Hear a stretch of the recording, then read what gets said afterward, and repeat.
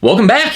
It's been a little while since my last YouTube video, I think about 5 months or so, but I'm hoping over the next year, I'm a bit more consistent. I'm gonna try and shoot for a video maybe every 1 to 2 months. That's pretty feasible for me to hopefully start putting out content again for you all. Today, though, is a topic I've had in mind for a very long time to talk about, and I'm very excited to talk about because honestly, I don't think anyone else has done this, barring you're paying for some type of mentorship program. But as for free content, I don't think anyone has really dived into the business side of coaching. And that is a very real thing. The fact of the matter is if you want to be a powerlifting coach and a full-time powerlifting coach, there is a big aspect of being an entrepreneur and business owner involved in that as well. For those who don't know about my background, I've actually got my MBA with an emphasis in marketing. I just somehow through a lot of, I'm actually gonna talk about a little bit towards the end here, kind of how I reached becoming a full-time powerlifting coach. And so my real educational background and formal education came more on the business end of things. And while that can be beneficial, I'm honestly going to tell you that that probably isn't kind of what I consider my expertise to come from. It's a lot of post-grad reading. So if any of you have some interest in some more business-minded reading, you can reach out and I can give you a little book list of what I think is beneficial. But also just the next skill set. We're going to talk about that, of leveraging your strengths within this video. I mean, some people have different skill sets that they need to kind of leverage in a way that's going to be beneficial for them. And for me, I had a good understanding and a good just kind of skill set when it comes to the business and marketing side of things that's been able to help with the growth of my powerlifting coaching business. And the hard truth is there's a lot of fantastic coaches out there that just have no understanding of the business side of things. They love coaching, they love powerlifting, but unfortunately they just miss the mark when it comes to being an entrepreneur and understanding how to run a business as a full-time coach. And I believe I'm uniquely qualified to talk about this because not only because of my background and expertise in this, but also what I did worked. I have a pretty good frame of what exactly I did to get to this point. And I'd argue, for me, it was a pretty tough road to get here. And in reality, there probably should be no reason I went from starting an LLC 3 years ago to the point I'm at. The fact is, I live in Springfield, Missouri, which is in the middle of nowhere in regards to powerlifting. When I got here, there was no USAPL presence, there was no USPA presence. They didn't exist here. Within that, I'm not strong and I'm not a great athlete myself. I didn't coach anyone notable for a very long time. And also, I really didn't have any friends within powerlifting that were notable. So there was nothing in particular that kind of got me kind of a little bit of a head start. I really had to kind of build this from the ground up. But what I did have is I saw an opportunity and I went after it. I developed a plan, I executed it, and I worked my butt off for it. And in reality, looking back in hindsight, pretty much everything I did, I would do exactly over again, which is where within this video, I'm gonna give you a lot of different options of what you can do, but I'm also gonna be a little bit biased towards what worked for me and what I think is a really good plan and execution for most coaches to be able to follow, especially those who are in a similar state as me, because most people are not elite level lifters. They don't have notable friends who can help kind of kickstart their business. Most are going to be starting out like me, and most are probably not going to make it. But hopefully this video can help to give you a little bit of advantage, something I didn't have when I first started out, to be able to kind of give you the wherewithal of understanding of what you need to do from the get-go to grow and be able to become a successful full-time powerlifting coach. So before you even decide you want to be a full-time powerlifting coach and take what this video has to offer and implement it, there's some initial steps that I do beforehand. This is probably something you've heard other coaches say, but start coaching some friends for free.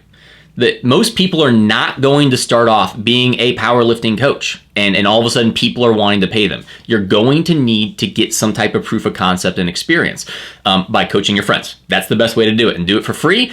And this is going to help with 3 different things. 1, getting the experience you need, because you can know all the things in the world book smart wise, but if you don't have experience actually coaching people, you're missing a key element that's vital to being successful as a coach.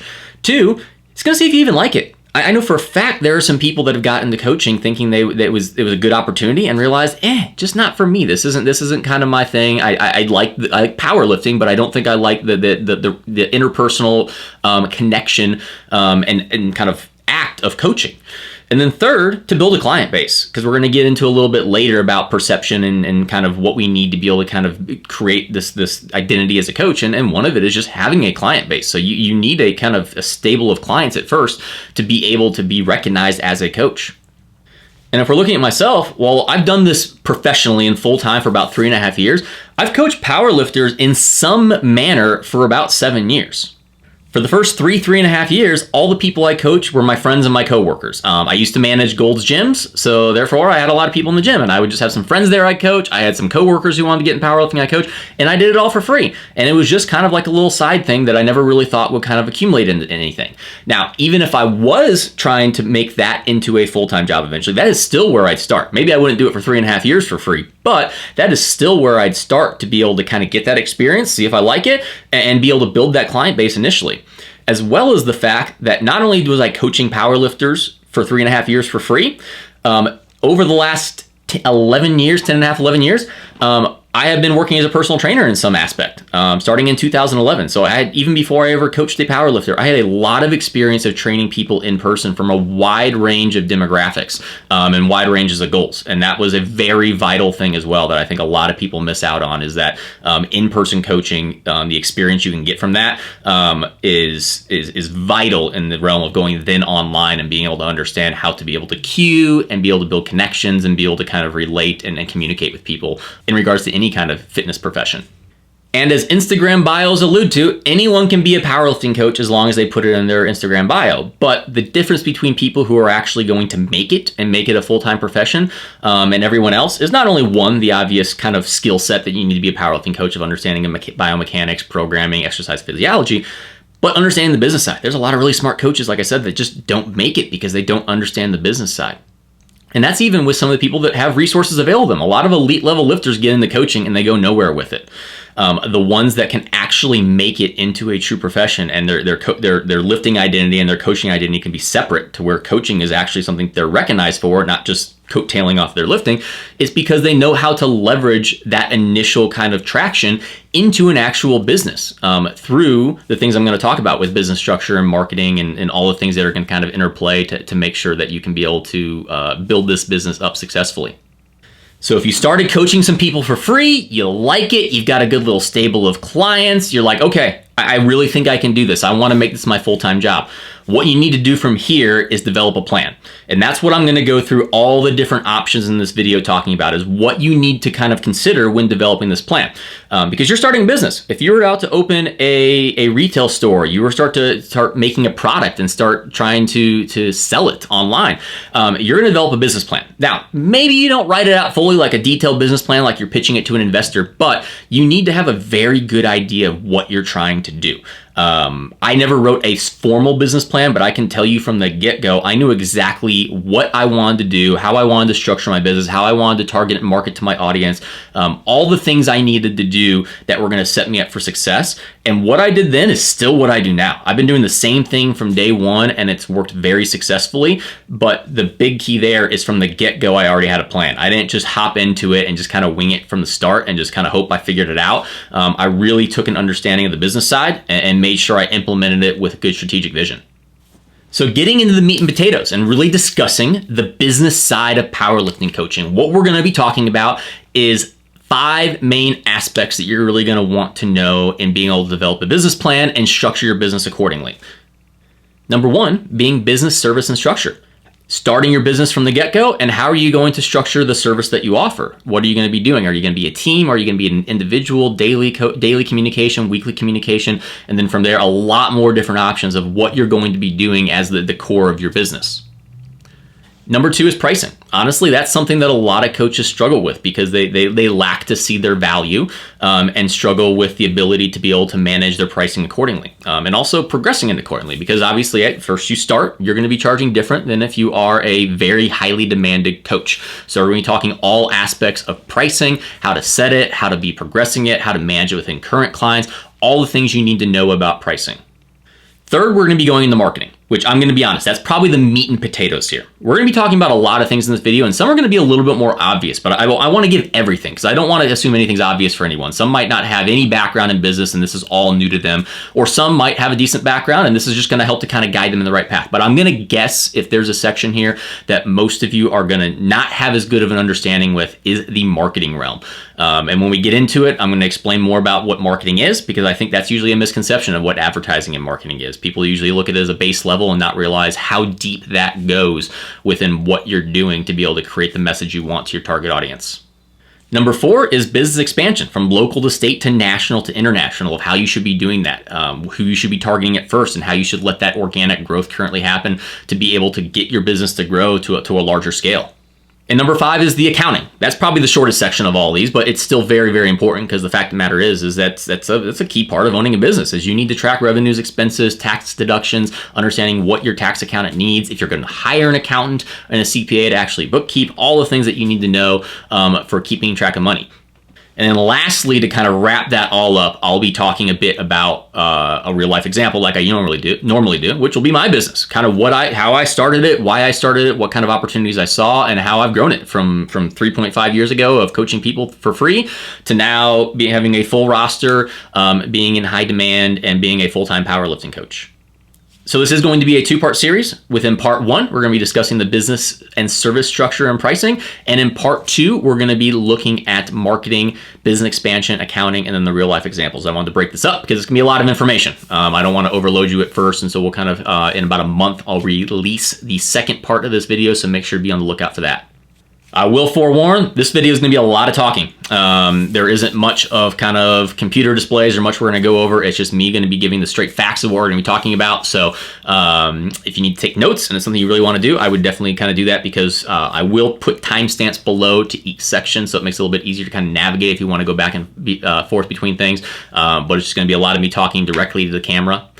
So without further ado, let's get into it. All right, so you decided you want to make a career out of powerlifting coaching. You want to go full time. You've done the initial steps of coaching some friends for free to kind of get an idea of if you like it, build a client base, get some experience, kind of proof of concept. You're good to go. You're ready to take this full time and grow this business. Number 1 thing to do, start an LLC. I can't believe how many coaches do not start an LLC, and that's partially because of not even understanding what that means. Really, the main benefit, if I'm going to give one main benefit of an LLC, is the liability protection.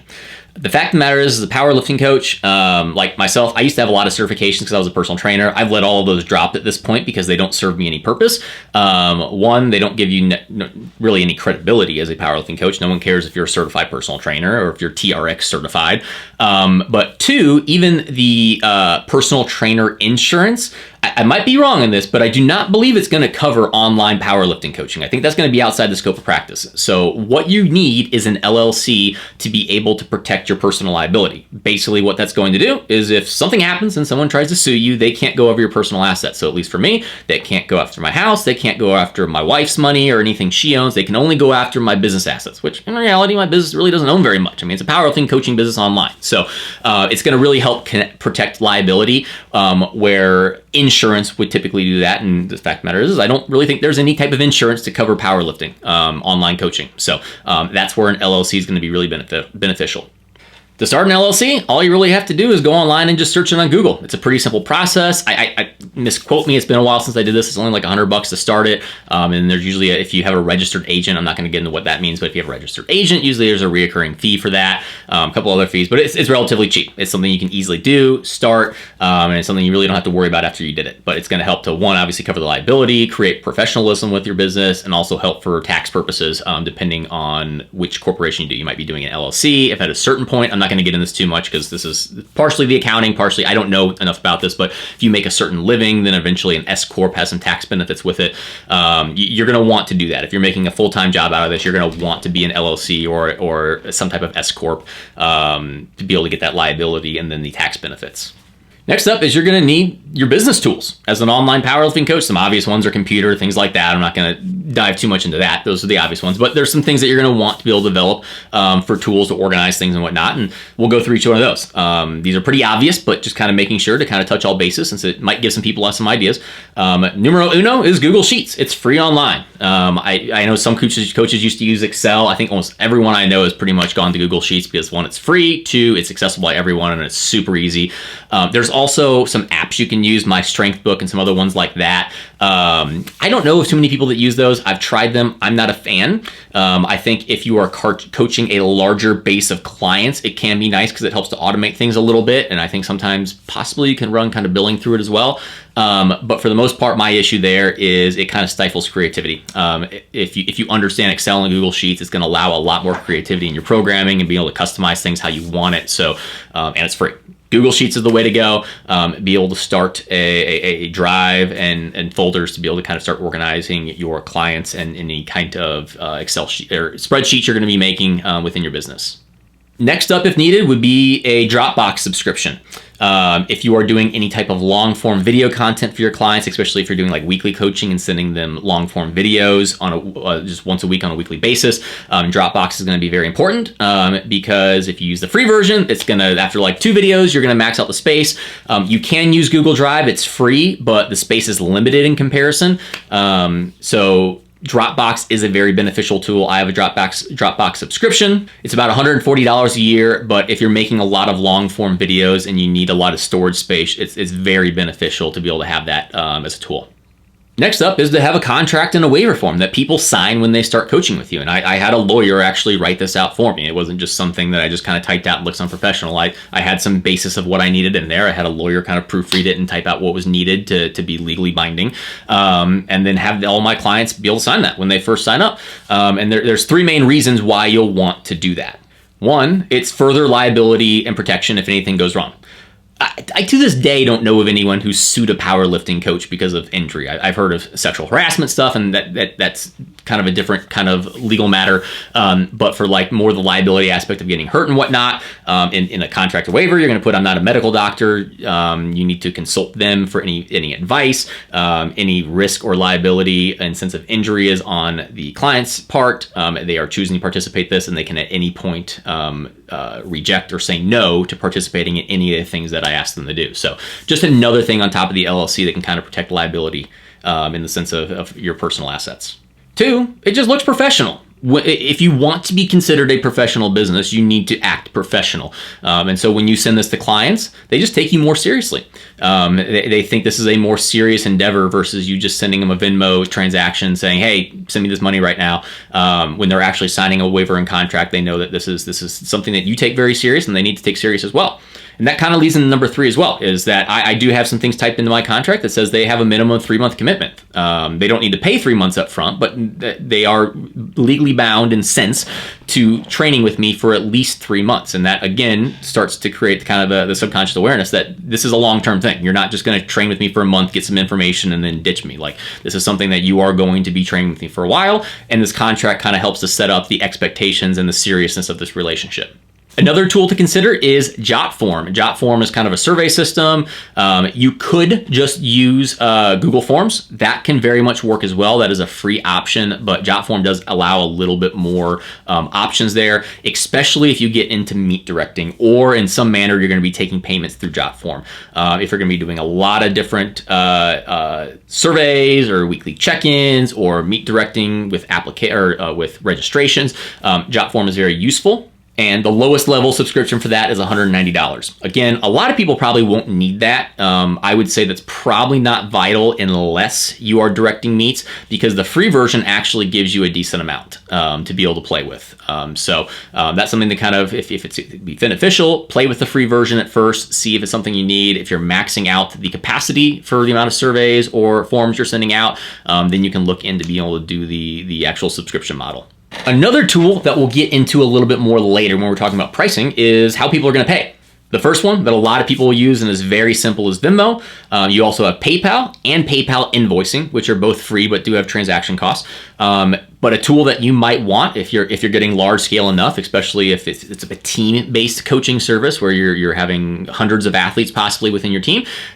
Something, I believe it's Stripe. I don't have too much experience with that. I'll talk about that a little bit more later, but an actual automated billing service. So it's just kind of reoccurring payments that take straight out of the credit card. So something like that will cost usually a little bit of money to have that, but it could be very beneficial depending on the scale you're operating at.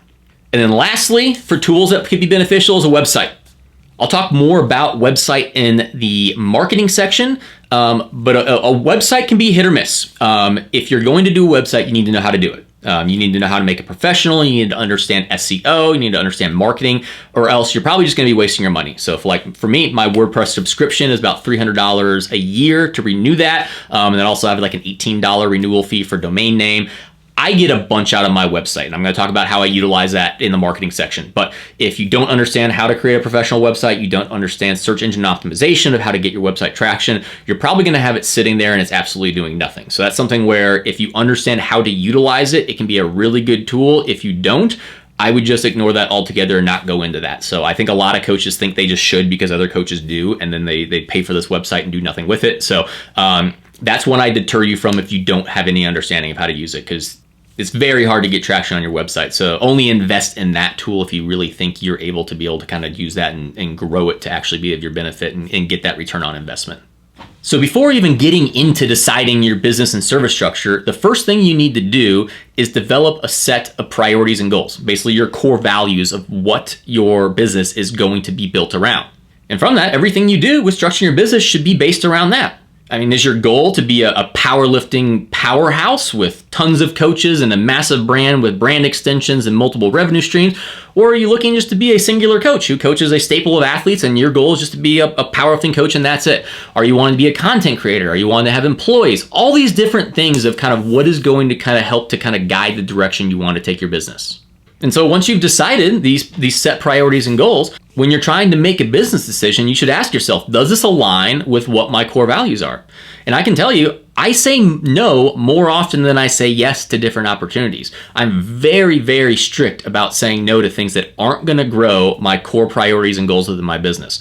And that's one of the reasons I think I've been very successful, is I haven't allowed a lot of noise and random things to enter in what I'm trying to accomplish. And therefore, I can continue to have my singular focus of what I want to do to grow my business. And as mentioned, I'm going to talk more about the real life example of my business later, but to give you my 3 priorities and goals, which will kind of help to kind of give a base for a lot of things I'll talk about here, is number 1, I want to be the best powerlifting coach in the world.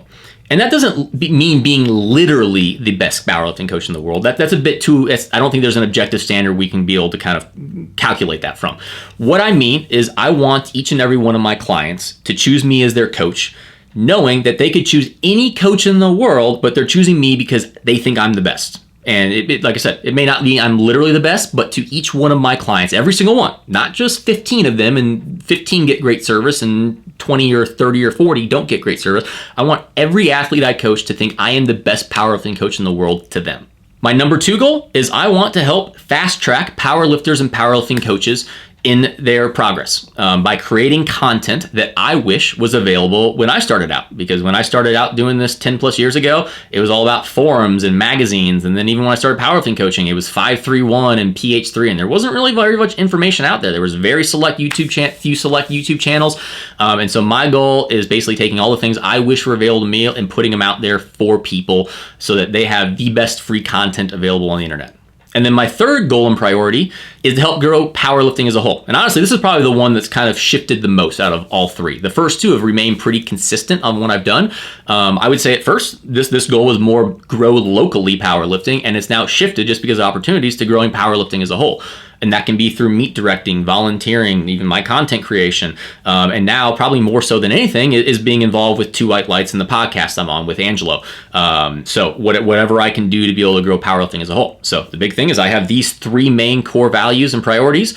And if things don't fit within them, I'm going to say no. I don't want to stretch myself too thin. I need to make sure that I can remain loyal to what I want to accomplish and be the best I can at that. So once you have those core goals and priorities set, you can start to develop your actual business and service structure based around those. So one of the first things you need to decide as a powerlifting coaching business is, do you want to be a team-based coaching service or a singular coach? Such as myself, I'm a singular coach versus something like Nori Powerlifting or Strength Guys or Strength Athlete are team-based. And there's pros and cons to each. So starting out with the team pros and cons, probably the biggest pro of a team is the outreach. If you didn't know, I actually was a team-based model at first. I actually at one point had 2 coaches on my team just for the circumstances that arose. I realized that wasn't part of my goals anymore. Some things happened and I decided to split from that and be a singular coach because it better aligned with my values. But within a team, they do have more outreach. And that actually was very, very beneficial for me in the get-go. I will very much allude to that. The fact is, when you have a team, it makes it now look like there are more athletes total under that banner versus having a singular coach. Even starting growing out, if you just had 3 coaches and they each coach 10 people, you have 30 athletes now kind of advertising your brand versus right now, I coach 30 people total. So it's a way to be able to make your brand and your coaching service look larger in perception and get a greater audience while still kind of being in those growing stages. And what that team kind of allows you to do is allowing your brand to supersede the name of any particular coach. And that was very much a goal of mine in the get-go. I don't think it was until recently a lot of people recognize the name Steve Denovi like they recognize the name PR's Performance. That's what a lot of teams are trying to do, is supersede an individual coach and let the team brand then create a halo effect where you assume, okay, if one coach is good, all coaches are good, the all team is good, they must create great service, and you can be able to create a brand that is more lasting because of that. A second benefit of a team is, even though you're creating a brand and you're trying to, again, create this banner under it, the fact is usually one coach within that brand has a bit higher demand. And that can be a good thing, because that person can kind of help to create the demand to fill the rest of the coaches' rosters. As when I started out, that was me. I was able to help to fill all my other coaches' rosters. And I'm sure if you're looking at some other teams as well, you're going to be able to kind of pinpoint within this team who is that kind of notable coach who most people know and is able to help to grow the team as a whole. And within the team model too, as we're going to get into a lot of other things of kind of options of multiple revenue streams, it allows for shared duties. We're going to get into individual pros and cons in a bit, but with a team model, there is more opportunities for multiple revenue streams because you can share those duties and it's not overbearing on one person. So if you want to have different models of group coaching or templates or mentorships or podcasts or all that kind of things, you can be able to spread out that responsibility so people are in charge of different aspects of the business, and it can allow for greater growth as a whole within the team. Within the team model, though, there are downsides. While there are a lot of upsides, there's also a reason why I believe we're seeing less of the team model being implemented and more individual coaches kind of uprising.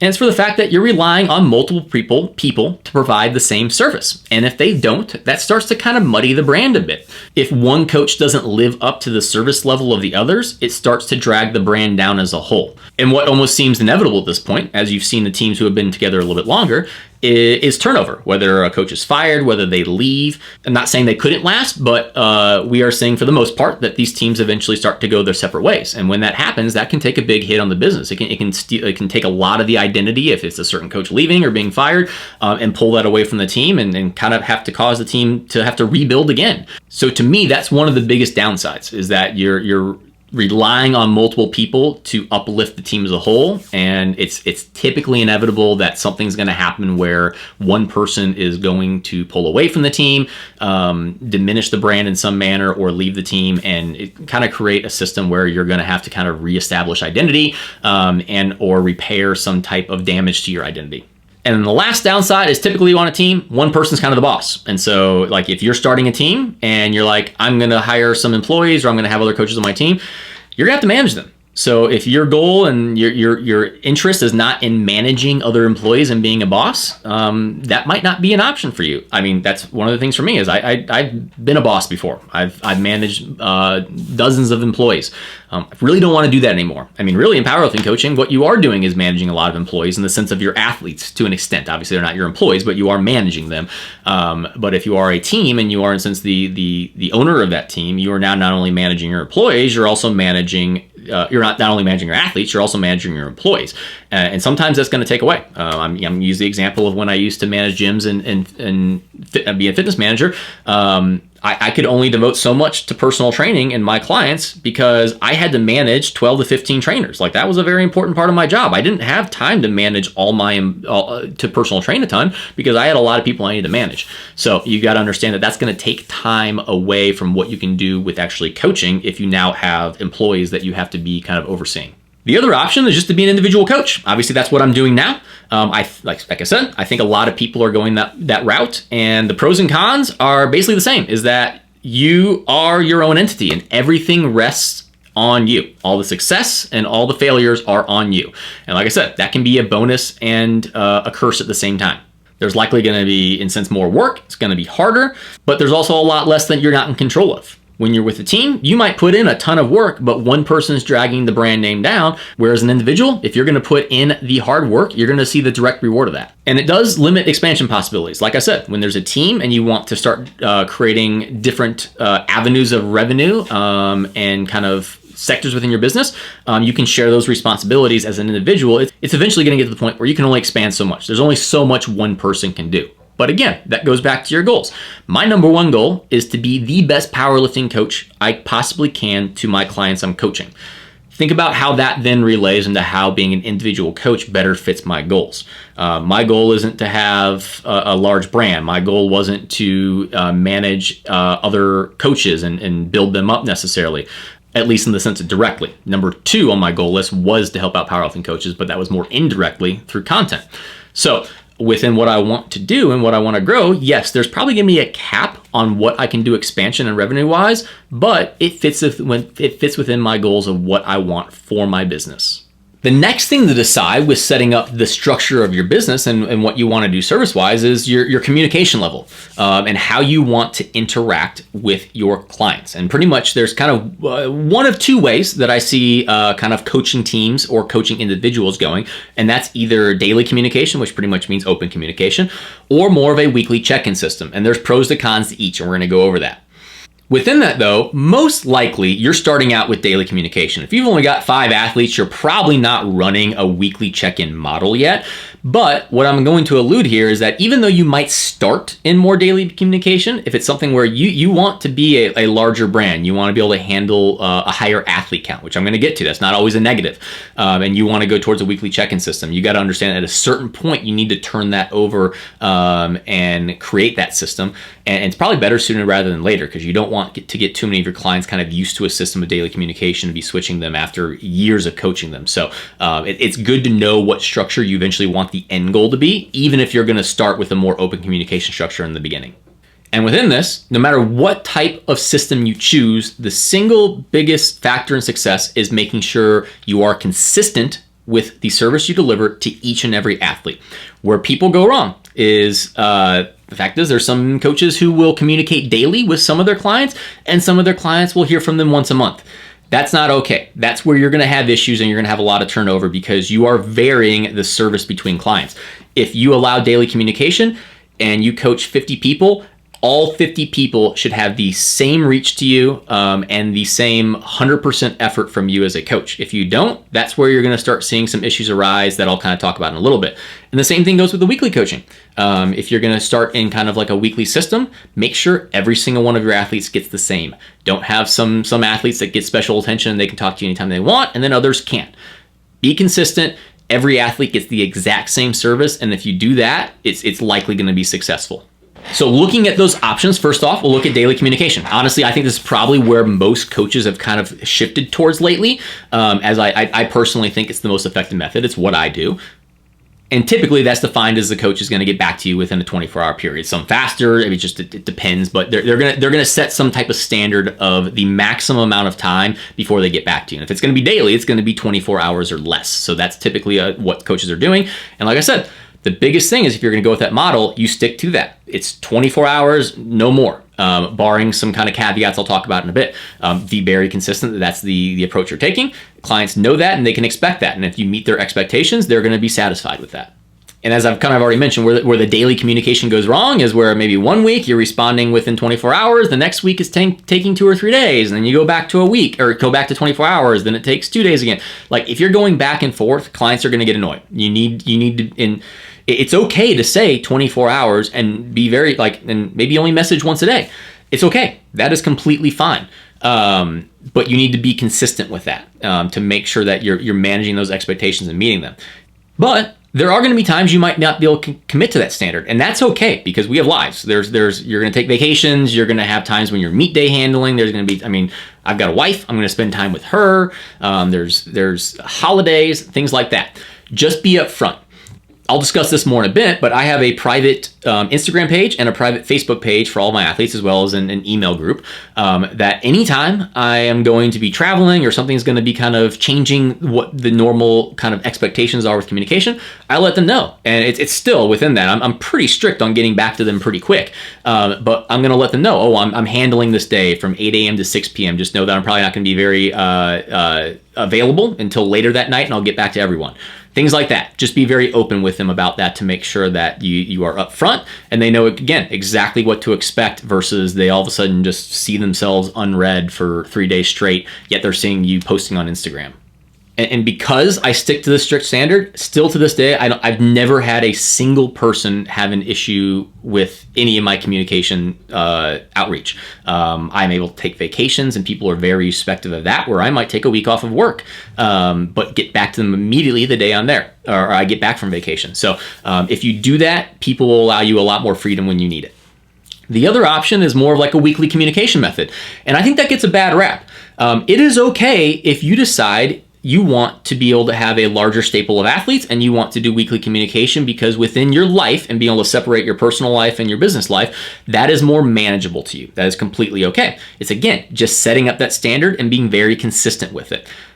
And there's a market for that. Some athletes don't want to have to communicate daily with their client or their coach. They might want to just be sending in one check-in a week, and that works a lot better for them. And usually what a weekly check-in system would entail is either an email once a week where they're sending you all of their footage, where it's uploaded on Instagram or YouTube or Drive or whatnot, and you're going to review all of that and usually send back a video or a long-form email, or maybe it's a weekly video call. Anything that's kind of just recapping the weekly structure of that. So once you decide what your service structure in the sense of communication is, that's going to dictate a lot of what your athlete count is. The more athletes you take on, it's only natural that service and communication must decrease. You only have so much time to be able to allocate to each person. So depending on your athlete count, you're deciding to an extent what is your service level and communication level. For those who follow me or follow me for a while, you know I have a very strict hard cap on how many athletes I take. I think that is something that's too infrequently utilized by coaches, is they just kind of have this imaginary limit and it doesn't really mean anything. I, for a long time, had a very, very hard cap at 35, and I've actually decreased that to 35, and I'll talk about that in a little bit of kind of why I did that.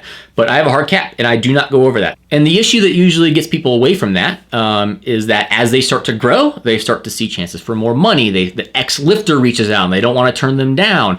And they start to not be accountable to that cap anymore. And what I'd forewarn about that is that once you do that, it's going to be much easier to keep kind of defying that cap. And then what you're going to see is that you're going to run into issues where you are going past your comfort level and ability to maintain the same service to all of your athletes. And some of your athletes are going to start to notice that either just their individual service diminishes or everyone as a whole's service diminishes from what they had been expecting, because you've now grown the business past the workload that the structure you set up was actually meant to be able to maintain. So using the daily versus weekly communication, generally, if I'm giving from talking to other coaches who do these options, if I'm looking at the daily communication, I've typically seen coaches be able to maintain a good service standard in a realm of 30 to 50 athletes. And that's going to be dependent on a lot of variables. Like myself, I stick towards the lower end of that. And it's a lot of because I want more personal time. And if I was single and I had a lot more time on my hands, I would probably easily coach 40 or 50 people and it wouldn't be an issue. But at least for me and what I want to do with work-life balance, 30 to 35 has been more of a good number for me. But I've seen people be able to go up to 50 and still be able to provide service across all 50 athletes that's at a high level and consistent. And I'm a bit biased here, partially because it's what I do with daily communication and having a hard cap. But I do think this is the future of coaching. I think this is where things are shifting to. I think it has started to become a bit more distinguished that there are differing service levels between some coaches. Some coaches who coach 70 plus athletes and some coaches who coach 30 to 50. I think that's being more obvious that there's this distinction in service, as well as the fact that again, talking about work-life balance, the coaches I know who have kind of overextended themselves a bit are higher likelihood to get burnt out. And it's going to be hard to be able to keep that same passion and same drive and same level of service when your job satisfaction is decreasing. So if you want this to be a career, something that you can do for 10, 15, 20, 30 years, I mean, honestly, as powerlifting coaches, this is a fairly new profession. We're going to see kind of how this progresses. But if you want it to be a career, you need to set up something that's going to be sustainable with your work-life balance from the get-go, and not overextend yourself to where you're getting burnt out and no longer enjoying what you do. Because we get into this because we love powerlifting, not because we're looking to make a ton of money. If I wanted to make a ton of money, I would do something different, because this is not the profession to get into if you want to be a millionaire, most likely. So we need to kind of allow ourselves to still be able to kind of hold on to that passion, because of a lot of our success is going to derive from that. So then looking on the weekly communication side, I've seen coaches be able to handle more in the realms of like 50 to 70 athletes effectively and be able to kind of maintain that service throughout. At a certain point though, and this is again my bias and what I'd recommend, is that it's not a matter of workload at like 70 athletes. If you're doing more weekly communication and you can handle it, it's being able to process all that data and information. At a certain point, it's going to be pretty hard to remember everyone's training. And I'm not saying someone couldn't. I just know I couldn't. I wouldn't be able to maintain a good understanding and like be as involved with the minute details in someone's programming if I was coaching 70 people and had to remember all of them. It would start to kind of get like molded together and a bit confusing. So not saying it couldn't happen, but I'm just saying that's kind of where it becomes a little bit of a struggle. Is it becomes less of a workload issue at a certain point and more of like a data remembrance issue and kind of processing that. So and again, just personal bias. I think things are shifting towards that daily communication, as I already said, because I think typically when you're pushing that higher athlete count, there's just a higher risk of burnout. So that's kind of my caveat there, where I'd recommend and kind of say that I would go bias towards. And my hope as well, as I'm going to discuss in a little bit, is that a lower athlete count and a higher service can be a very sustainable financial model as well, because currently it's not. And I'm going to explain that in a little bit and kind of how myself and I know some other coaches are trying to progress that to make sure it can be in the future. So lastly on this topic, coming back around to athlete count, your initial cap likely isn't going to be your ending cap. And the reason I say that is at one point, my cap was 20, and I thought that was a lot of work. But eventually, you start to get used to that. You start to become more efficient. You start to get better at managing those clients and all the processing of information. And then all of a sudden, 20 seems pretty easy. And so typically what I recommend, this goes even from the get-go when you first start, I would typically increase your cap 5 athletes at a time. Maybe you start out coaching 5 people for free and you decide, hey, I want to go full time with this. So your next cap is 10. And once you can get 10 and maintain that, you go to 15. And once you go to 15 and you're able to maintain that and you've reached a comfort level where that seems like a very manageable workload, you go to 20, then 25, and 30, and you keep raising it. And you raise it very slowly until the point where you can be able to kind of see where your comfort level is. For me, at 35, that comfort level never happened. It always seemed like a little bit too much for me. I was able to manage it, but it just seemed like a little bit too much and was disrupting my work-life balance. So I've recently dropped back down to 30 because 30 was a very comfortable level for me. That's something where I was able to manage that very well. Everyone got the same service, and my personal life was still able to be what I wanted it to be outside of work. And so what you got to be very careful of is if all of a sudden you hit the jackpot and you become really popular and inquiries start rolling in, and you're like, I can go from 30 to 50 right now if I wanted to. Look at all this money. I can increase my revenue by X amount. Be careful, because it could crush you, not only by one, changing a great deal of your workload, but two, what we're going to get into now is the understanding that the most work any client will ever be is those first 3 to 4 months. So that's why you want to slowly onboard people, slowly increase that cap versus just letting that influx roll in and kind of overloading yourself with work. So as I alluded to, the next step in this process is setting up an onboarding method and being able to understand how you're going to bring on new athletes the most efficient manner.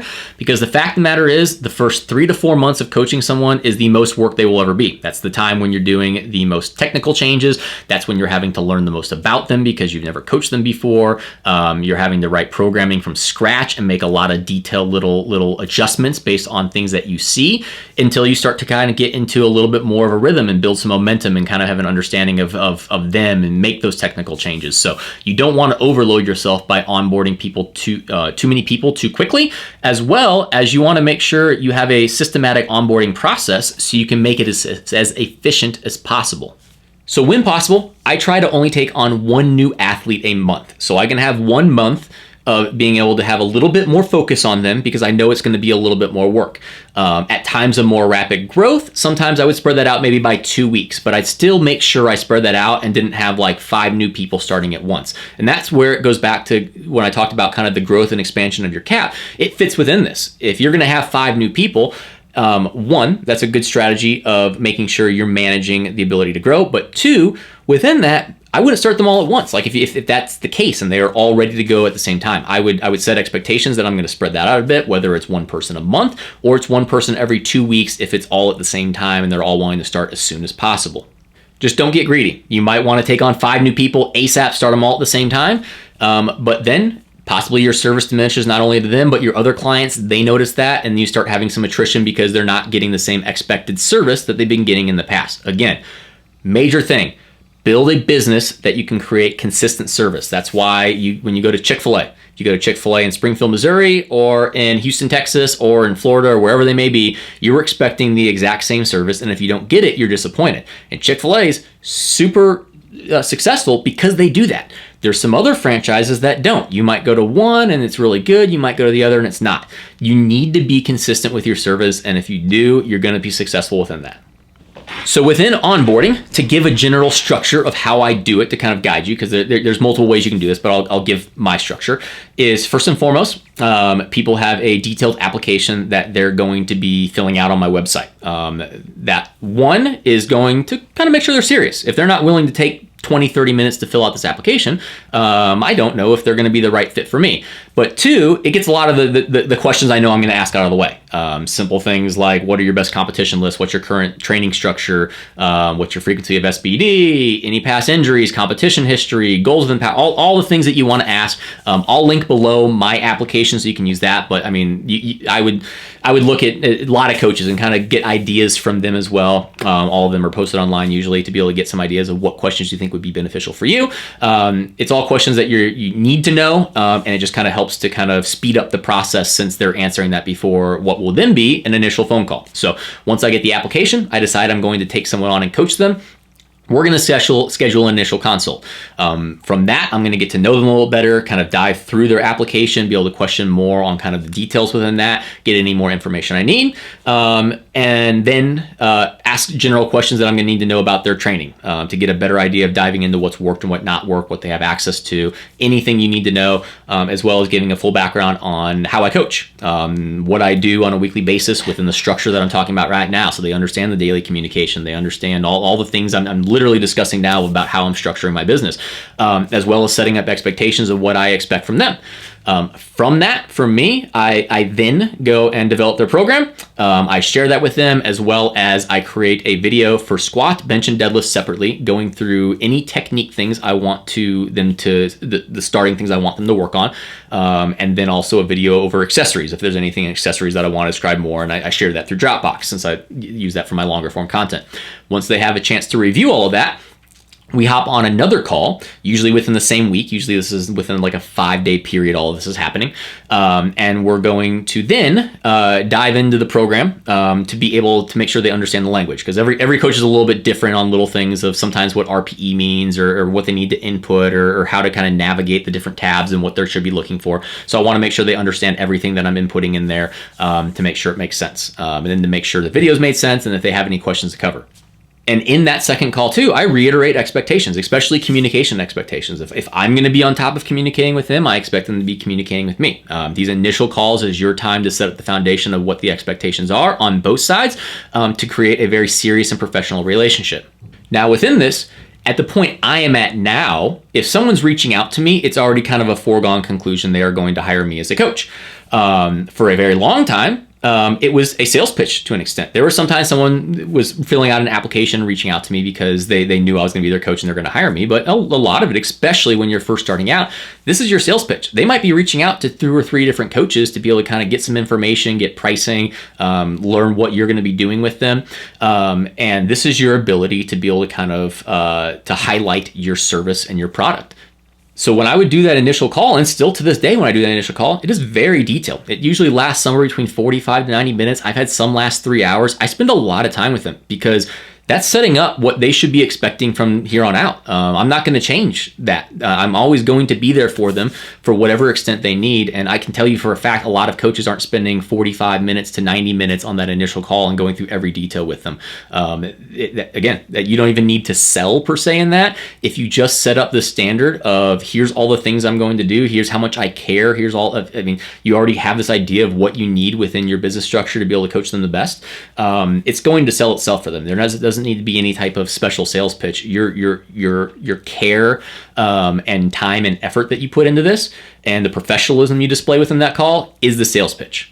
So what we've discussed so far is kind of the bread and butter of your business and service structure of deciding team versus individual, deciding daily versus weekly communication, and then the onboarding process to kind of help to make sure that you are effective in being able to bring new athletes on and doing it in an efficient manner of, like I said, systematically of making sure we're spreading those new clients out, and then being systematic in kind of how we're developing and progressing our hard cap based on our comfort level and progression and the amount of inquiries we're getting in. So going in further, we're going to get into some a little bit more nuanced things that partially have kind of come up recently just because of demand and how things progress. And the first one is being traveling and meet day handling. At this point, I think it's pretty much expected that coaches provide meet day handling services. It's just differing in if that is a free service and to extent of what you have of your availability for meet day handling, or if it's a paid service. So going into the first option, I think a lot of people have probably shifted towards this, is that meet day handling is free. But since it's free, you need to be very upfront about kind of what your structure is within that. Because the fact of the matter is if you travel to every meet every single time that any athlete ever does, you may not make any money from coaching because of the travel costs that are going to be associated with it. So you need to decide what is within your guidelines and just be very upfront about that. Set that standard so that they know that. For me, what it is that if I am free, barring there's things that come up, I mean, a wife's birthday, holidays, vacations, things that come up that are personal life that I need to be a part of. If it's within a 4-hour driving distance, I will be there. And we'll coach you for free. Doesn't cost anything. For longer travel, it's possible, but the assumption should be no, I won't be able to make it. Barring it's one of kind of what I call the big three. I call the big three USAPL Raw Nationals, USAPL Arnold meet, and now the pro meets. I will be at those, but any other long form travel meets, I can't guarantee I'll be at, barring I'll make an exception. Like there's sometimes I might be coaching for someone for 3 or 4 years and I've never been able to go to a meet because they live far away and I never get to be with them. I might make an exception, just kind of a thank you to them. But it shouldn't be expected that I'm able to travel there because it might cost $1,000 to go out to Washington, D.C. to be able to handle someone. And that's almost 6 months of coaching for some people. So just set up that expectation. And within that, try not to show favoritism. That's something I'm sure people see, is that people will tend to travel for their high-end athletes, but not other athletes. I'm going to try and travel for everyone the same. I have turned down traveling for high-end athletes, doing local meets before, and gone to a more near local meet with one of my other athletes because they are just as important. So just being consistent with that and setting that standard again, that everyone's getting the same service. You're not favoring anyone. The other option I've seen is coaches who charge for meet day handling fees. I've seen that anywhere from like $50 to $150, and usually that would entail that they'll be there if you pay this fee, if it's within a certain driving distance, and if it's past a certain driving distance, any accrued travel fees are then added to that. So if they have to fly, whatever it may be, you'll have to pay for that. I think it's becoming a little bit less popular. It still exists, and I think it's a very valid thing. If a coach wants to charge for meet day handling fees, I mean, fact of the matter is, it's not cheap to go meet day handle people, especially if it's one person, you have to travel a large distance. And within that too, like I said, a lot of coaches will be at the larger meets, but within that, maybe they're gonna handle their own travel expenses for those because they know they're gonna be there and they're gonna have 10 plus athletes. But they're still gonna have like a small flat rate fee to handle you because it might be the difference between they have 20 people competing at Raw Nationals, and they can't actually handle all of them because they don't have the time. So it's gonna have to be divvied out by who's willing to be able to kind of pay for the rate and prioritize wanting that coach being there. So either or. Whether being free or with it being paid, the biggest thing, again, I'm just reiterating the same thing, is be consistent, set up the structure, and be consistent throughout all your athletes with the expectations of what you're going to be doing. Next up on possible services that you'll offer is, do you offer nutrition coaching along with the typical powerlifting coaching? And if you do, is there an additional cost with that? And typically I see one of three things here. 1, nutrition is included and just as part of the coaching cost. 2, nutrition is included with an additional fee. Or 3, nutrition is not included in any means, but usually within that, like if a coach has any kind of knowledge within nutrition, they can give some general recommendations, but it's not part of the coaching package that they should be expected to get. Now, I don't want to say by any means that adding nutrition to your coaching is wrong by any means. If you think you're an expert there and you enjoy it, go for it. I personally, even though I've actually, if you didn't know, I used to coach bodybuilders in prep before I did powerlifting coaching. I'm not a fan of nutrition. It's not something I'm passionate about, so that's one of the reasons I don't coach it. But even within that, there's 2 reasons why I would tend to bias towards saying I would recommend most powerlifting coaches do not offer nutrition as part of their coaching. 1, if you want to be great at something, make it your singular focus. The fact is, there's a lot of information on powerlifting. There's a lot of information on nutrition. If I had to keep up with both to the same extent, I don't think I'd be as well-rounded. I don't think I'd be as great at powerlifting coaching as I would if I was trying to keep up with the nutrition side as well. 2, and probably even more important, is, in my opinion, the return on investment of adding nutrition as an additional fee or as part of the cost is not worth it. The reason being is if you were to hire, let's say, a coach for $200 for powerlifting coaching, and then you're to hire another coach from referral for $200 for nutrition coaching, that's $400 a month. Yet I don't see a single powerlifting coach able to charge $400 a month. If they add nutrition on, it's just part of the cost, or maybe it's a small extra fee of like $75 a month. It usually is not an extra $200. So usually you're not getting your full time's worth as if it's a 2 separate things. So I'd rather personally network with some people who have an expertise in nutrition and use that as their singular focus, have my people work with them, and then if they get someone wanting powerlifting coaching, they can refer them to me. I think that tends to be a better system, and then those 2 coaches as a whole will make more money because of that, because when you separate those 2 things, it tends to cost more than when you combine them. So hopefully that makes sense in the money issue. I don't think it's wrong to offer nutrition. If you want to do that as just part of your coaching, that's an awesome thing to be able to add. But I just think as a business perspective and a business mind, I think it works well to separate those 2 and have some type of nutrition coach that you network with and that you refer your people to, and vice versa from that. And then the last kind of core element of your business structure that I think is pretty vital is having the athlete groups that I've kind of alluded to. I have a private group on Facebook, a private group on Instagram, and then also through email. The fact of the matter is I have all 3 because I have athletes that range in age and demographic and whatnot, and they all kind of use different mediums. Some would rather get an email, some are going to check Facebook more frequently, some are going to check Instagram more frequently. So if I have something to say, I'm going to post it to all 3 spots. Within these, it's just going to make it really easy to communicate kind of mass things. If I'm going out of town, if we're doing a shirt order, if there's a meet coming up that I think a lot of people are going to be interested in, just going to make it really easy versus sending out individual messages to each person. I think it's pretty much a standard that every coach should have these athlete groups, as well as it can kind of create a sense of community. Some of them are going to be a little bit more talkative within that group, and it's going to get some people being able to kind of get to know each other, know who's on the team, and be able to kind of create a little community within your coaching team. What I would not do, that I honestly just don't think is very professional, is using your business page or your personal page to be putting story posts to your athletes. I'm not saying sometimes maybe you do that and it's not the worst thing, but like that's where you're communicating with your athletes at all times, and 10,000 other people can see you telling your athletes to do that, and they're just supposed to be looking at your Instagram story. I just don't think that's the most professional thing to do, and I don't think it looks good on you, and it doesn't look good for the athletes looking at you. It's very simple just to go create a separate page. It's private, makes it actually really easy to keep track. I shouldn't say keep track of who you're coaching, but for everyone to keep track within the group of who you're coaching, so that they can be able to follow each other and whatnot. So there's just a lot of benefits to creating athlete groups, and it's free to do, and it's very little time commitment. So I think everyone should be doing that for the benefits that it will add. So with what we talked about so far with team versus individual, the daily versus weekly communication, athlete count, onboarding, travel and meet day handling, nutrition, and then creating athlete groups, those are all just kind of the basis of what you need to structure your business as. And like I said, some of that's kind of probably obvious. These aren't things that are probably mind-blowing for people to talk about, but it's things that I don't think that when most people start their coaching business, they've literally laid out their plan of what they're going to do with each step. The next step is that as you grow to a certain extent, there's going to be other options there. And I think one thing is with these options I'm going to discuss, people start too soon trying to do these without kind of maxing out their initial business potential. And I'm not going to dive into these super deep because, again, this video is more about kind of the base level of what you need to grow a powerlifting coaching business.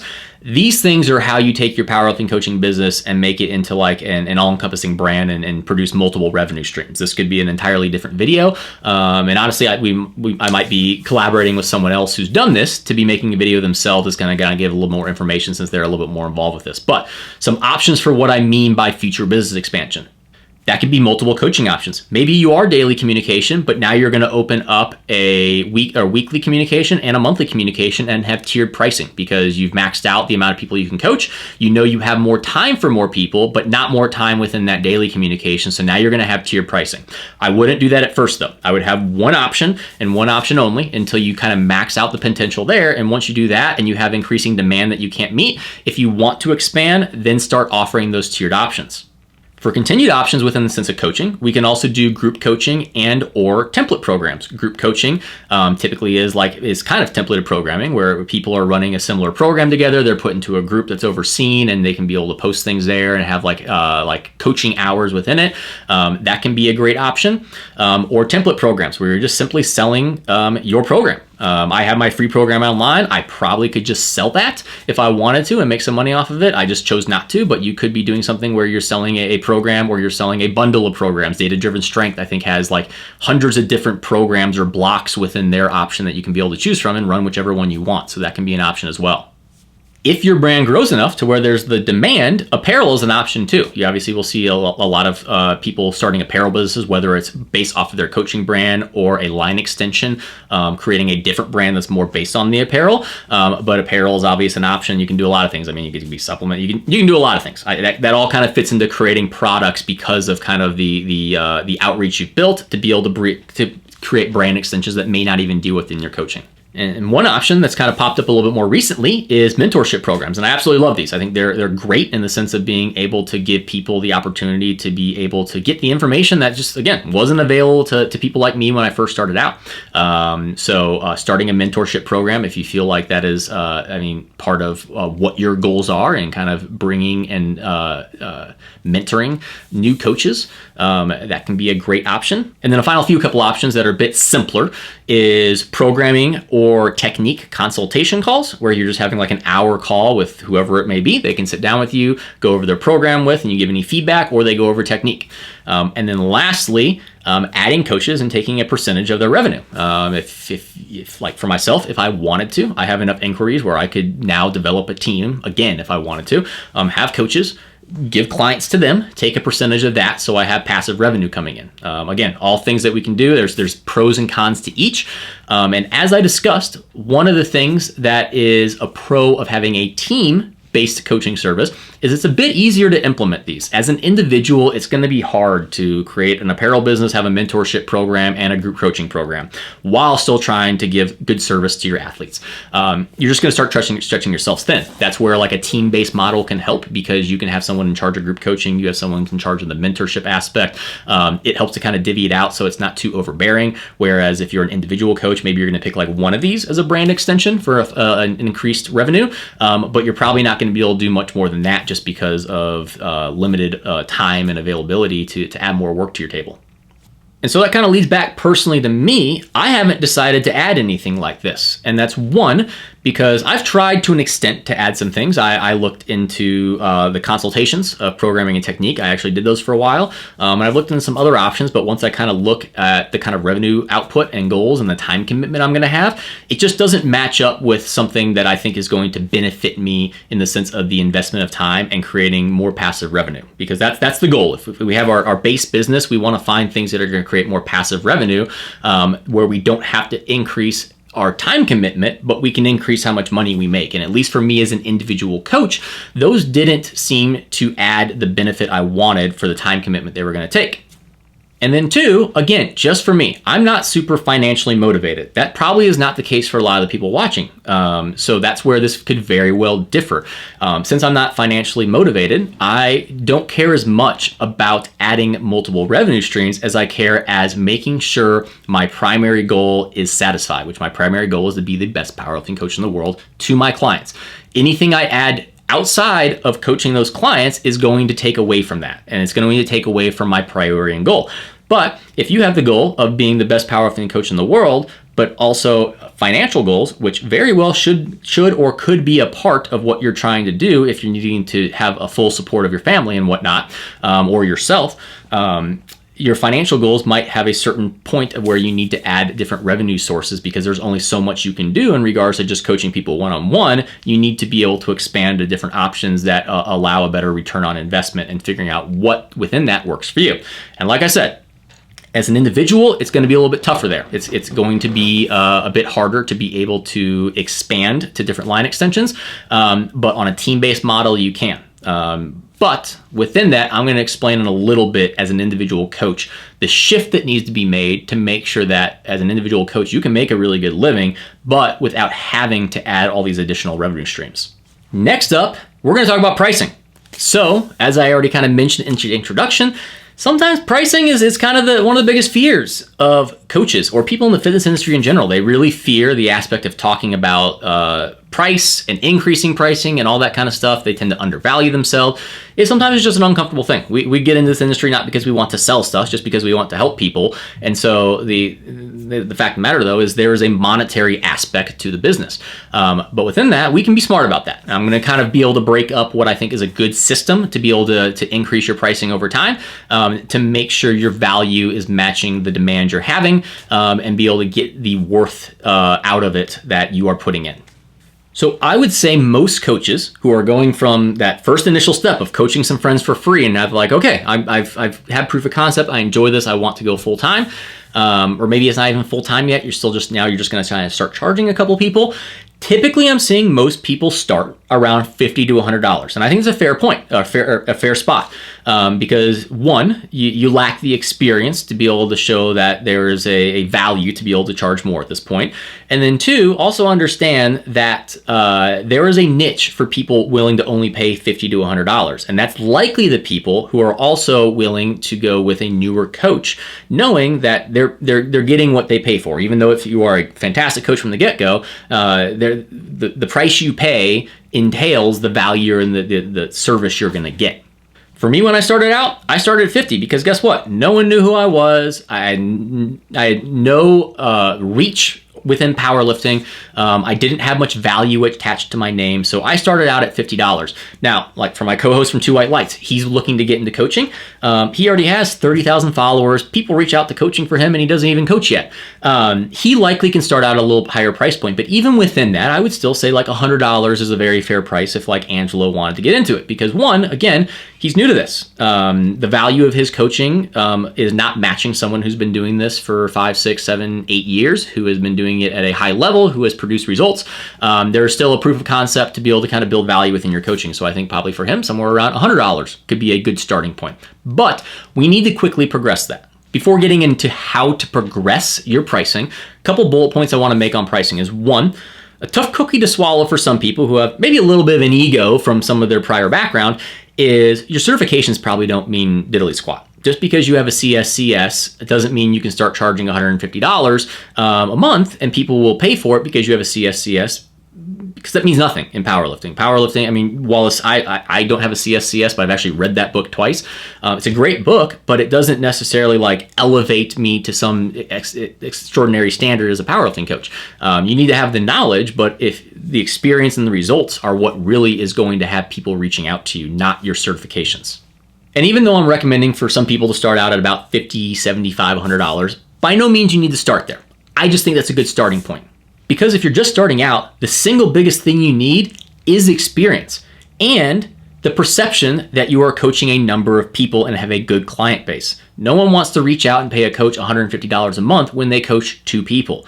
If you coach 15 people, even if they're at a lower rate, it creates a better perception that you are a powerlifting coach. And now you have the ability to have more athletes to show the results of. We're going to get into this a little bit more in the marketing section, but in the marketing section, but understand perception is reality. Perception is one of the absolute biggest things you need to care about in how you're going to be marketing your business and portraying your business through social media and through other avenues. And then lastly, when talking about payments, we can talk about payment structure. And really, I see one of two ways to do it that most people do it. Is one, they do it just on a monthly basis. That's what I do. The first of each month, I send out a reoccurring invoice. The athlete pays that, and they then get a month of coaching through that. The other way some people do it is in a 4-week span, because obviously sometimes months are differing lengths. 4 weeks is a more set length, so they sometimes do it in a 4-week span. For me, I prefer monthly billing versus 4-week billing. The reason for that is it gets all of my people lined up on the same day. If it's every 4 weeks, then I have a lot of people with different billing dates. And if I'm not doing an invoicing system or an automatic billing system, I'm gonna have to try and remember which days. It can get a little bit messy. So that's why I prefer the monthly system. It helps us to kind of organize things, in my opinion, a little bit better. The only thing you do need to do there, if you do a monthly system, is if you have a new athlete, is understanding how to prorate their first month if needed. So if an athlete starts on the 15th of a month, they're obviously not getting a full month of coaching, and I want to make sure that they're not getting billed on the 15th. I want to line them up on the 1st with everyone else I coach. So let's say what prorating means is, let's say there was 30 days in the month and they start on the 15th, that's exactly half of the month. So if I charge $250 for a month, the prorated dues for a half month or 15 days is $125. So that will be their first month payment. And then after that, they'll get into their normal reoccurring setup of paying on the 1st of the month for the full month's payment. So now getting into how to progress your pricing from using the example of, let's say your initial base was $50. There's a lot of ways you can do this, but I'm going to give you an exact model. It's what I use. It's what I've had other coaches use, really successful, that have reached out to me. And I think it's a great way to be able to progress your pricing for a multitude of reasons. So if we're looking at our starting point of $50, you're going to charge that until 10 athletes coached. When you have 10 athletes on your roster, that doesn't mean like you've coached a total of 10 people, but some have fallen off. When you are at 10, once you are at 10, you raise your price to $75 by $25. Then from there, once you are getting to 15 athletes, you jump up to 100. Once you get to 20 athletes, you jump to 125. Now, once you're at 20 athletes, you're charging $125. You've built a reasonable coaching business. It may not be a sustainable income quite yet, but you are now having a true business where people are going to recognize you as for the most part, a full-time powerlifting coach who is a good staple of athletes. From that, likely as this is also going to correlate with value going up and demand increasing, all these kind of things. So we're going to try to change our structure from here. So what I would do from here is, now it's not it's not when you get 25 athletes, it's when you coach 5 more people. So what I mean by that is, maybe you're at 20, you get 5 new people, but you're actually only at 23 athletes total because 2 dropped off. That's what I mean by this. So every 5 new athletes you get now, you charge $25 more. So you're at 20, you get 5 new athletes, you then raise for the next 5 new athletes to $150. And then once you have 5 athletes at $150, you raise it to $175, and so on and so forth. That could be exponential. Who knows how long that goes? And also, this also goes to a cap. I might cap at 30, but every single time I have the attrition and add 5 new, I'm going to increase my pricing within that 30 cap. What this will allow you to do is slowly build up your value. It's not going to be a shock to incoming athletes to look at your pricing and see that maybe they looked a couple months ago and it was at 100 and now it's at 200, and like, oh, he's completely out of my price point now. Because understand, there are athletes that are looking at certain price point coaches. And if you all of a sudden jump out of that too quickly, you may have, 1, not built up the value to be able to charge that much anymore for any prospective athletes, or 2, you may be having prospective athletes who were willing to pay 100 and maybe they'll bump it to 125, but they weren't quite yet willing to go to 200. So you want to make it a slow progression. And within this, we're going to get this in a little bit. This is not increasing all of your athletes. This is only increasing the new ones. All of your athletes are still at this point in sense paying their original pricing. Might have some athletes at 50 still, and you might have some at 75. We need to get that changed in the future, but I'm going to get to that in a little bit. This is just talking the progression model of what your new athletes are coming in at. This slow progression will also allow you to gauge the market as well, because there's a play on between supply and demand. You're only going to have so many people inquiring for your services and demanding them, so therefore there's only going to be a certain value that you are in sense worth, and it's near impossible to know that without this experimentation. And what can happen is, maybe you're increasing your pricing slowly and you, let's say, get to 175.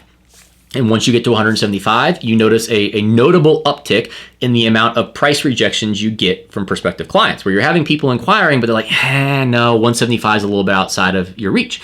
then you know where that kind of value is at that point. And maybe eventually will rise again, but then you know, okay, 150 is a good price point for me right now. I'm going to stick there for a while. I'm not going to be progressing my pricing until I can have a notable reason why I can see an increase in value. And so that when I have that demand, I can be able to match that by increasing. Or it very well may be that you don't ever hit that spot. Me personally, I found that like every single time I've increased, it hasn't really come with more notable rejections, but that's also come that I've increased my pricing in relation to when I knew that there was increasing demand. I'm going to talk about a little bit later about kind of the inquiries I've gotten and kind of how that's progressed. But if I'm getting 3 inquiries a month at one point, and now I'm getting 50 inquiries a month, I can pretty much guarantee that my value is going to be a bit higher, and at least some form of those 50 people are going to be willing to pay more than the people were willing to pay when I was only getting 3 inquiries a month. And with your pricing, understand that the price point you're at will in large part correlate to the quality of athlete you get. And that doesn't mean like how strong they are. That means how professional and serious they will be.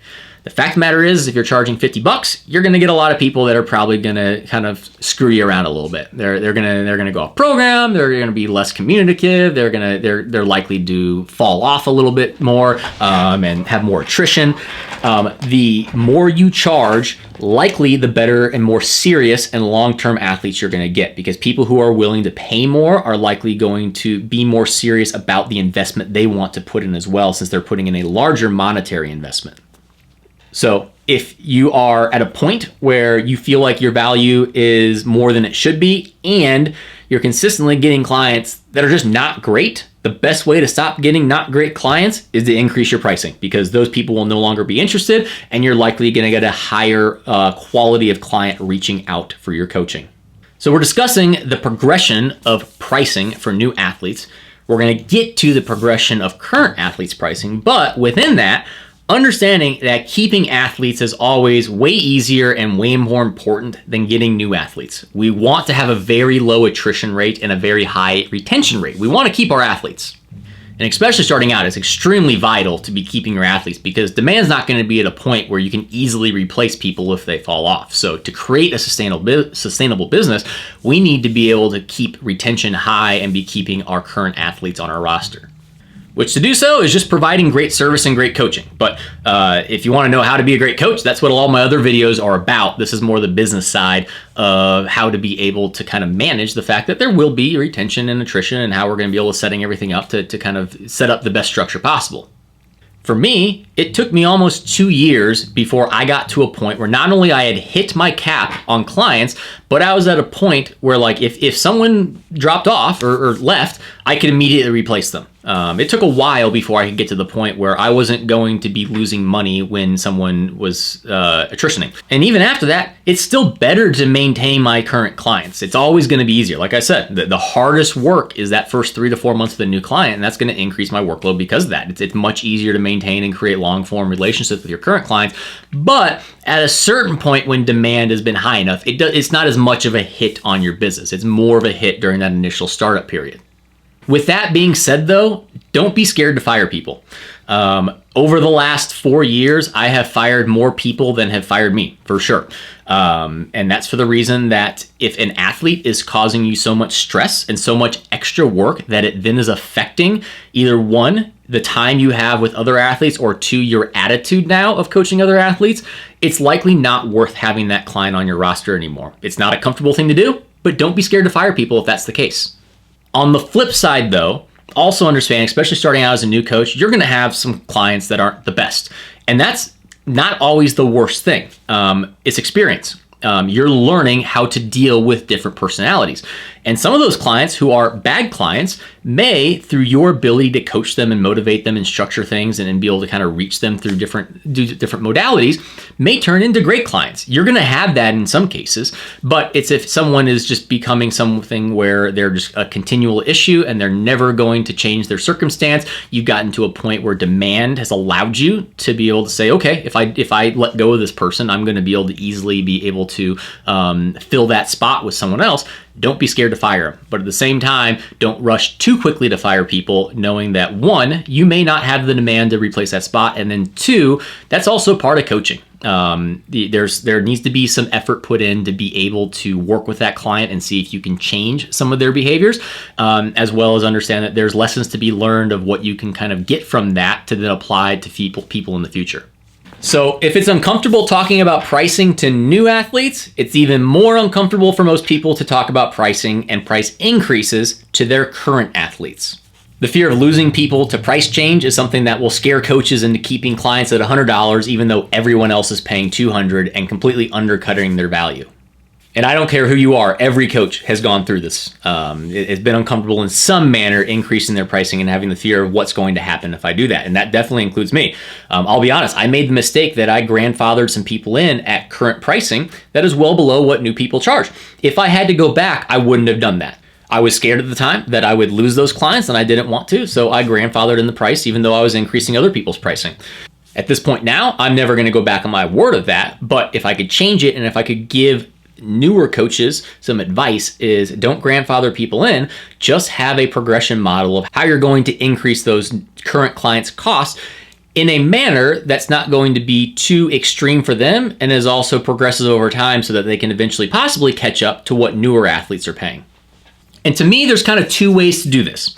One, if you have finally reached your set price, you're saying $250 is what you're charging, you're going to charge that for the foreseeable future, you're probably not going to change that for years to come, that's your price, just set all of your clients to that price. I know of some coaches who have done that and they didn't lose a single client from that, but it's also for two reasons. One, they weren't changing clients from $50 to $250. They were changing them more likely from like the $150 or $200 range to $250. So it's an increase, but not as big of an increase. And then two, that those coaches had given so much value and shown so much value and service to their clients that their clients were like, I was already underpaying. I have no issue bumping up to that price. I've personally had clients who have asked me to pay more, that they wanted to go. They knew they were paying less, even though they were grandfathered in, and wanted to pay what new people were paying because they felt I was being undervalued with how much they were paying. So don't be scared in that.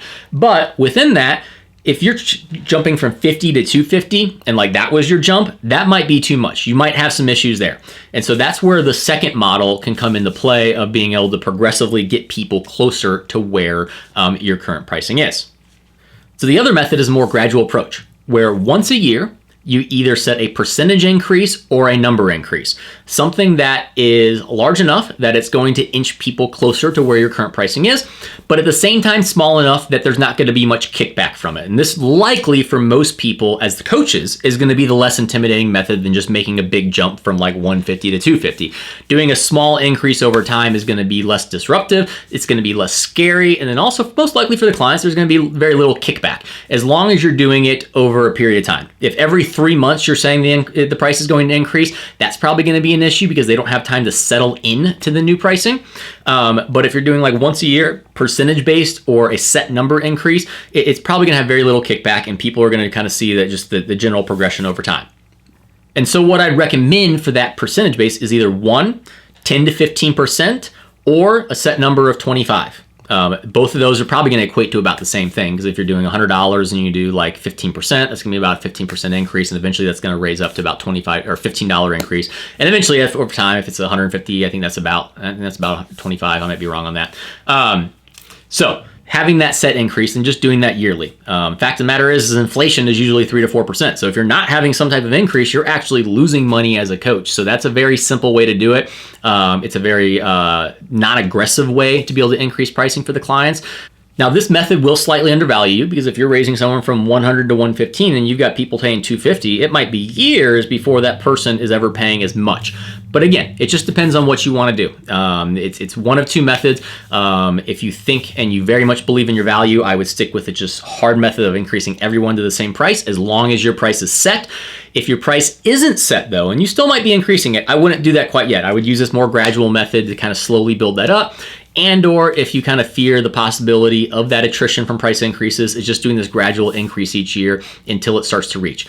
Or even within that, maybe you do a bump, like let's say people are paying 100 and you're like, okay, they got to bump straight to 150 even though the people are paying 250. And then from that 150 rate, you can start bumping them in that percentage base from years after. There's a lot of different like permutations and variations you can do with this, but just doing it in kind of a systematic manner that is going to be able to, one, be something you're comfortable with, but two, something you know your clients are going to be comfortable with.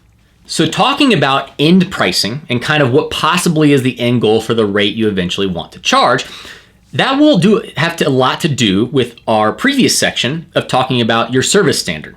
The fact of the matter is, if your daily communication and low athlete count, you should be able to charge more than someone who has a higher athlete count and lower communication. There's a service difference. The unfortunate thing is the powerlifting industry, in my opinion, has not quite caught up to it yet. It's getting there. I think we've seen a shift in the last year or two where that's been a little bit more distinguishable of people understanding that there should be a higher rate for coaches who are limiting athlete count and having higher communication, but we aren't quite there yet. So kind of looking where those price points are at, generally as of now, what I see with kind of like the top coaches who are at the highest rates, for the daily communication, low athlete count, high service, I'm seeing that being around like 175 to 250. The fact is, I can probably personally guarantee in the next 2 to 3 years, though, that's going to keep rising up. And I'll explain here in a bit kind of the math behind that. But I would bet within the next 2 to 3 years, 300 should be a pretty normal rate to see from coaches who are going with that more high service method. For the weekly communication and higher athlete count coaches who are at the kind of the top end, I'm seeing around more like 150 to 200. And personally, I think that's probably about where it's going to stay. I don't think that's really going to rise too much from there. I think the kind of the value of that has met the right kind of price point. It's that daily communication that I think will rise. And the reason is, let's just do the math here. And looking at why 300 shouldn't be very much for someone with kind of who is biasing towards the more high communication service method. You've got someone who coaches 70 athletes in the weekly check-in or the weekly model, and they're charging $150 a client. That would be around $10,500 a month. That's great. That's a very, very livable income, which is what we all need to get to as powerlifting coaches to make this sustainable. If we're taking that, and let's say they work 50 hours a week, they may work more, they may work less, 50 hours, that's still over a 40-hour work week, which means they're working a good deal. That's about $49 an hour. If we turn that around and flip it and apply that to a coach who's only coaching 35 people and is giving the same 50 hours to those 35 people, which means that those 35 people are both getting more time or twice as much time as the person coaching 70 athletes. If you're charging that $49 hour rate to each one of those people, they should be paying $300 a month for the same thing. So if there's one coach charging $150 coaching 70, and there's another coach who's coaching 35 and coaching and still charging $150 as well, they're actually working for half the price in the same amount of time. So that's why I don't believe the value has met up yet with the more high service method. And once it does, it's going to make it very sustainable, because the fact of the matter is I mean, pre-tax income of $10,000 a month and $120,000 a year, that's going to make top-end coaches being able to make six figures, which is not the case for a lot of people currently. That's going to make it a much more sustainable model for like the high communication, high service part or sector of this industry to be sustainable, where right now it has not quite as been, which is why we still have kind of this mixture and juncture of different options. And then just kind of wrapping up some possible kind of ideas of kind of where pricing is at. I would say that there's a lot of really good coaches that just don't quite have the clout yet, who are offering kind of the high service model. They're typically, I'm seeing around like 100 to 150. If they're at 100, it's usually because they're undervaluing themselves. Usually around 150 is where their value's at. And then unfortunately, I think this is an unfortunate thing, is once they get popular per se, you can then expand and be able to charge more. I think the goal should be for the industry as a whole, for those really good coaches who may not even have the clout per se, still to be charging to $200, $250, no problem at all within this high communication model, in my opinion. And then, as I alluded to in kind of the business structure side of multiple revenue streams, is a lot of coaches are going to have tiered structures. They might be charging $250 for their daily communication, $200 for weekly, and $150 for monthly check-ins. That's something, though, that, like I said, I think you should max out your singular option of your normal one-on-one coaching before adding the other options in tiered pricing, because you want to make sure there's the demand for that, and also make sure you're structuring your workload accordingly. And then lastly, in the pricing section, we're going to talk about taking payments, because obviously you got to get paid, and there's ways we can do this that are going to be more efficient than others.